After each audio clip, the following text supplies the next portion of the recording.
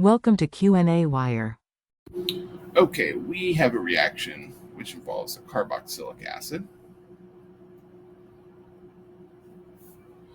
and an alcohol.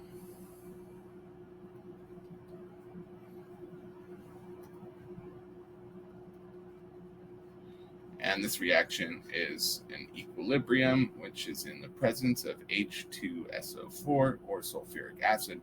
And we know that one of the products is water, but that we also get some other product, and that's what we need to determine.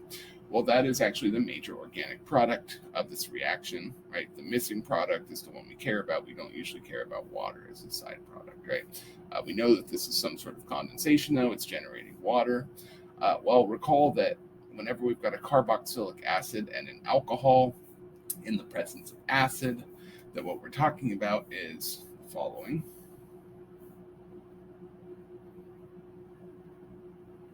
Starting with our carboxylic acid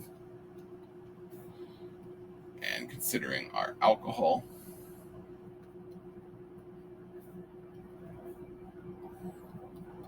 Right. That what we're going to do is replace our OH with, let me draw this alcohol a little differently, sorry.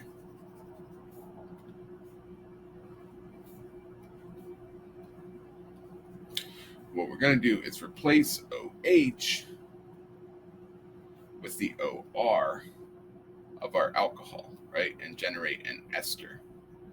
And then left over, we will have OH and H, or H2O, right? So let me then draw, we would have whatever was on our carboxylic acid, then our carbon, our double bond to oxygen, and then we will have a bond. This is the new bond between carbon and the oxygen of our alcohol, and that will be bound to whatever the R group on that alcohol was, and then we will also have water. So in our case, the red bits are this part of the carboxylic acid, and the green bits are this part of our alcohol, right? And the water is the OH and the H left over, right? So then our expected product would be the red bits of the carboxylic acid attached to the green bits of the alcohol. Note that this is CH3CH2OH, or ethanol, so in bond line form, it would look like that, which is exactly how we're going to draw it, because that's how you'd be expected to draw it to answer this question. So here's the red portion of our carboxylic acid, a new bond between carbon and oxygen, and the green portion of our alcohol gives us our final answer, which is an ester.